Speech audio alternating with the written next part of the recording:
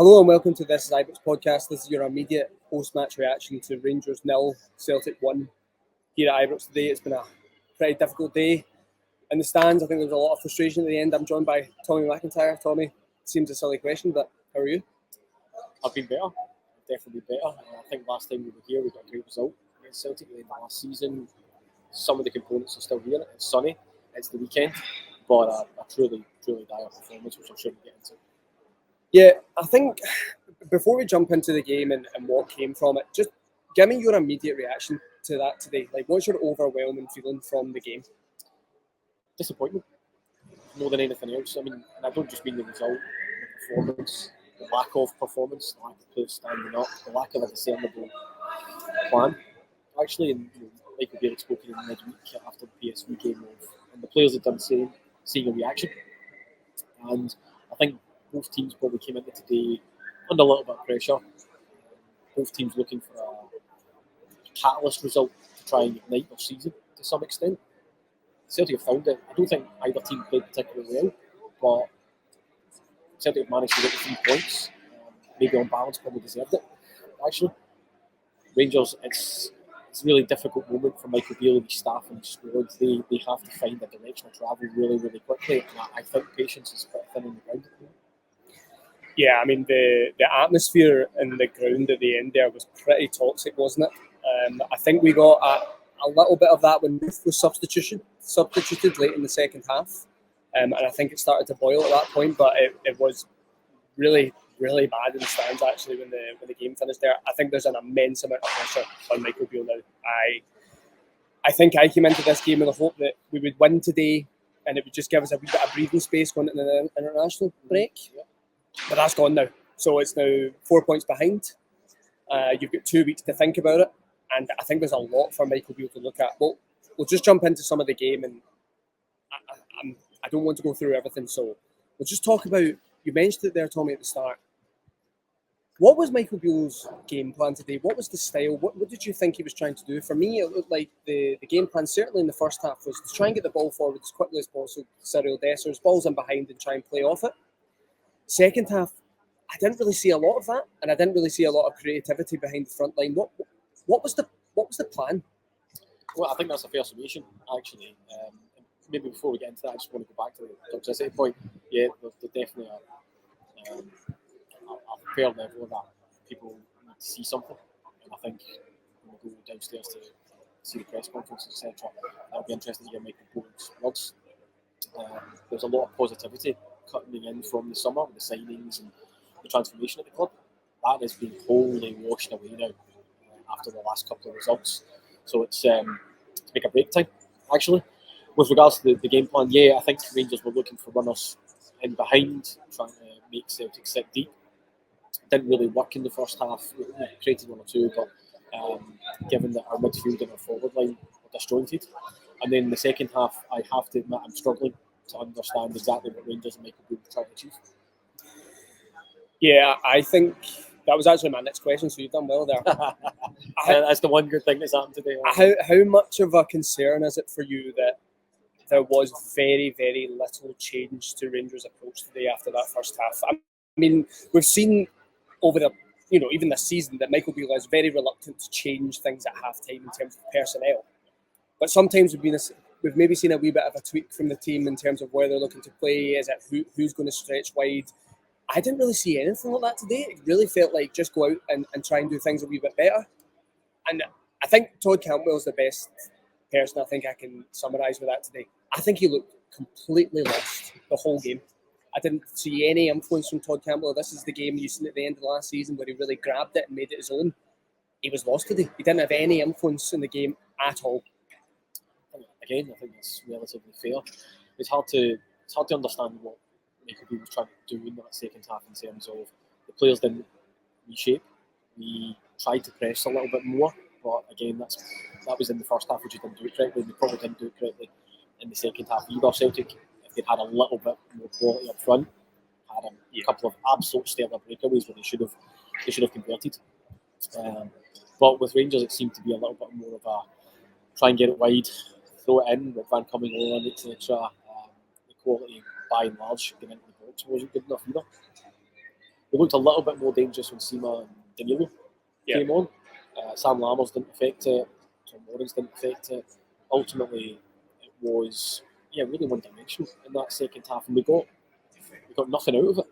And then there was a couple of half chances, but by and large, one of the problems Michael Beale is now facing into with the fans, I think, is he spoke about the options that he has in this squad and why he went out and got them. And then to play in this similar shape, to not really change it, to not try and unlock Celtic in a different way. It seemed to be, right, I've stuck with the shape, I'm going to drop these players into it as opposed to migrating somebody further forward. You're right about the Cantwell piece. It just didn't really work whether he was playing on the right-hand side or trying to drift in. He was never quite close enough. Also as well, I mean, like the majority of the team, some of the basics just didn't come off. Touches were great, little passes, there was a little bit of apprehension from everybody around about the box as well. So, yeah, it's a really, really, I come back to it, it's a really difficult moment for Michael Beale and his relationship with the fans.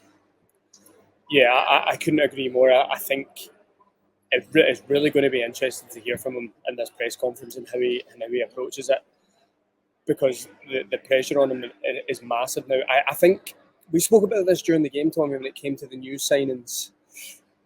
I'm finding it really interesting at the moment that he's not playing these guys. You know, Danilo really isn't getting a look in. He's getting 20 minutes at the end of every game. Sam Lammers, who again I thought struggled when he came off the bench today, creates a good chance for himself going by Joe Hart, but ultimately hits the side net. Yeah. Michael, the pressure is on Michael Beale now because it is his signings. Ross Wilson isn't here. You know, there isn't a director of football in place, and the sounds you're getting from the club are that Michael Beale wanted a lot of these players. They were his choice. Sam Lammers, he spoke to Sam Lammers in the press conference a couple of months ago saying, you know, he's been looking to bring in Sam Lammers for a long time, you know, wherever he's been. So these are his players now, and they're really not making an impact. The second thing I would say in that, when it comes to the tactical approach, if this isn't a big wake-up call now for Michael Beale that it isn't working, I don't think he'll be successful here. We've now seen this two-striker formation with one in behind. I just don't see it. I don't think we have the players there to play that way. I think if you're going to play an system like that, you need three highly technical players in there to be able to create space, play 1-2s. I've not seen any of that yet. And if you're not seeing it at this stage, I really worry for him, Tommy, when it comes to this system. What do you think? Again, yeah, we did speak about this in the gantry during the match. The problem Michael Beale faces into, and I agree with, although not writing off every single player yet and saying they don't have any technical ability, although sometimes it's hard when you're watching them, but once the pressure starts to come on a manager, as it is quite undoubtedly with Michael Beale and his background staff now, that's when all the sound bites come back to him. I want to see chaos up front. I want to play handbrake off football. You know, I've got options within this squad. Well, actually, nobody's seeing it. You know, you start to recount, and I think maybe the majority of fans said, okay, listen, bad results can happen at the beginning of the season, all that type of thing. Then you get the 2 weeks with PSV, and you think, oh, wait, there's maybe a little bit of that. We can start to see something. And then the second leg happens, and we didn't really get anywhere, so to speak. And then today, and it's different if you're seeing performances where you can say, right, I can discern the shape of the team, I can discern the level of quality, we are dominating, we're just not converting, it'll come, right, the wheel turns. Right now they look a little bit rudderless. Yeah. And certainly towards the end there, we were just defaulting to that, run it into the channel, play it, and try and get it in. And we got what we previously got from Celtic when we defaulted to that, which was a lack of success. Yeah. So now we find ourselves, 4 points behind. Celtic have not had a good start. I expect them to get better under Brendan Rodgers. Michael Beale has to find that spark somewhere. Yeah. And the fans will need to. The fans will go again. We all do that, right? But right now, it is a pretty pressurised environment for Michael Beale and his new signings. And you could see them walking round at the end, looking at the stands. And I think some of them, if they weren't after the Kilmarnock game, they now have absolutely no misunderstanding about what was expected here. And quite frankly, they've not delivered yet. And again, I'm not writing off the whole squad, I'm not writing off the manager and the management team, but you're really pushing it now. Is lack of belief a fair way of saying it? I think that comes from both the stands and the players today. I didn't get a feel from the stands today that they really felt that Rangers were going to get back in this game. I mean, let's be honest, there were stages in that second half where we really felt it just wasn't Rangers' day. And that can seep onto the park. And look, it's up to the players have to give the fans something to hold on to, right? There was a great atmosphere in here before the game kicked off today. The fans played their part. They really got behind the team. But within 20 minutes, Rangers really struggled to have control of this game. And the fans didn't really have anything to react to. And I just felt there was a clear lack of belief from those players that, can we actually get back in this game? Can we actually change the fortunes of this match? Listen, I think that's fair. And, you know, these types of games, people always talk about the atmosphere, etc. You're right, the beginning, the tifo, all that type of good stuff, the wall noise, it was great. But then, you know, that's the fans giving the team something, holding them on. Then it's up to the players to give the fans something to get behind. Yeah. I think the first 15 minutes we got in behind a couple of times, started front foot, felt like at least we were trying, we were up the park. Celtic just settled into a rhythm, the muscle memory came back in. Yeah. They didn't panic by and large, and then they started to dominate and control it. And then obviously we switch off. Yeah. Injury time, 45 minutes, 46, 47, something like that.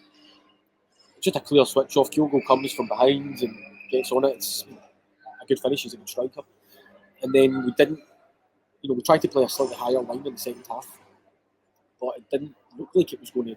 And Celtic could have killed the game, let's be honest. They could have. Probably should have. They had the best chances. I think if they had a little more quality up front today, they would have killed that game early. Yeah, guys like Maeda and stuff like that, you know, we were talking about this. They created stuff, they broke forward really, really well. If they've got a little bit of quality in the final third, then they play the right pass and they get in. Yeah. We created one or two chances. You talked about the Lammers one. I think Danilo looks sharper than Dessers when he came on as well. We could talk about the VAR goal and all that as well. The VAR goal that wasn't.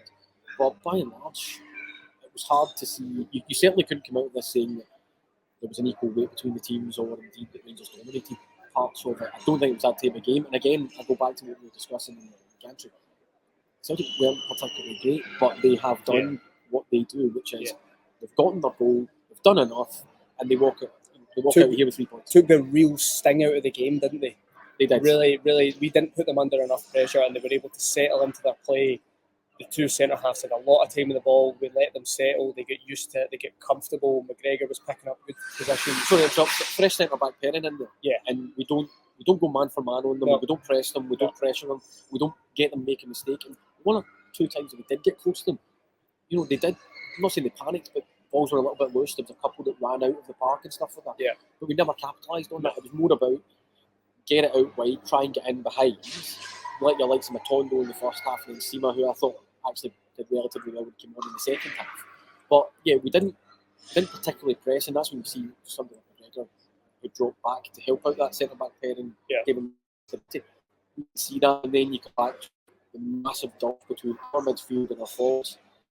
Just created a chasm there, and we never really felt like we were completely compressing them to allow us to make chances. So yeah, all over the pitch, Jack Butler would be aside. Sterling didn't actually, but can't really give it too many others past months. Look, there's a lot to go through. We are back tomorrow for an in-depth look at this. Monday evening we'll have a real good look at this game. Let's just finish on then, Tommy. What does this mean for the manager? Because we have to be honest here. There's a lot of fans now that don't believe Michael Beale is the right person to take this club forward. I've seen it on social media. We've all got friends and relatives, I'm sure, that said similar. Where do you stand on the manager? Needs to come back from the international break and go on a 6-7 game winning run. Yeah. To get people back on side, and that has to show the mettle of the players, and there has to be some good performances in there. But I think any more drop points and the wall of noise starts to become really, really heavy. The board have really chosen a man, went in on them, backed them heavily. But we're yet to see a performance out with a pre-season, which doesn't count.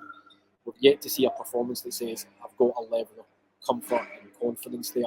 These players need to step up and maybe save their manager. I think maybe the first 20 minutes at Ross County, maybe 30 minutes at Ross County, we've seen a performance, but it's not enough.